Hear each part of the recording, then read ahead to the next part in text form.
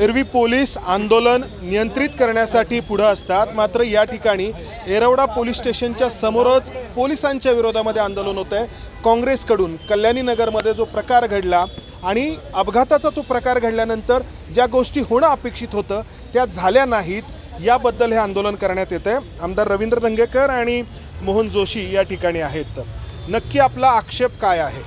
ह्याच्यामध्ये गेली कित्येक वर्ष ह्या भागातले नागरिक पोलिसांना पत्र देतात, कॅन्डल मोर्चा काढला पूर्वी आणि पब संस्कृती थांबली पाहिजे। आज नागरिकांना अनेक त्रास होतो, घराबशी स्पीकर वाजतात, रात्री अपरात्री मुलं 3 आणि 4 वाजता घराखाली लोकांच्या ओरडत जातात।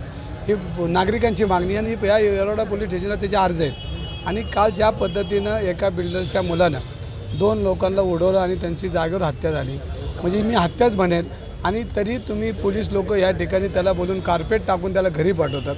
तपास अधिकारी चुकीचा तपास केला।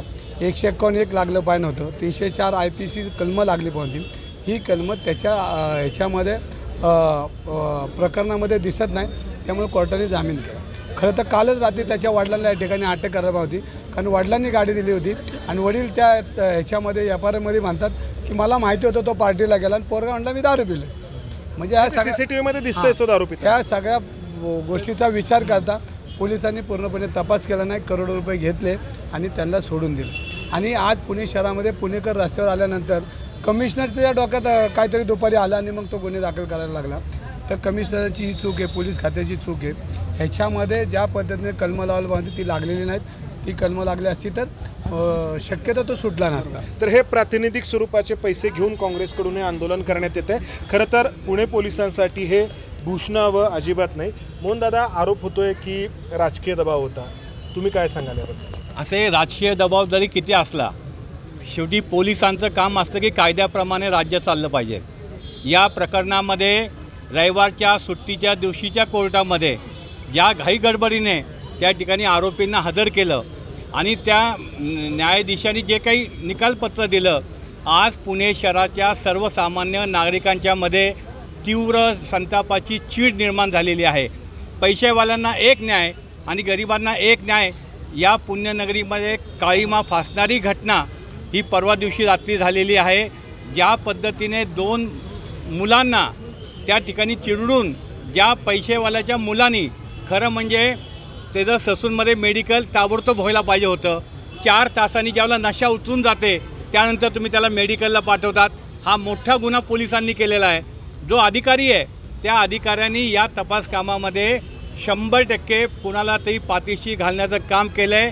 पैसेवाला आहे म्हणून जर अशा पद्धतीने खुलेआम पुणेसारख्या शहरामध्ये जर लोकांना गाडीखाली चिरडून जर मारणाऱ्या घटना होत असतील, ललित पाटीलचं प्रकरण झालं त्यावेळेला आमदार साहेब आणि आम्ही सर्व लोकांनी ललित पाटीलच्या वेळेला हा इशारा दिला होता की पुण्यातली ड्रग पब संस्कृती संपवा।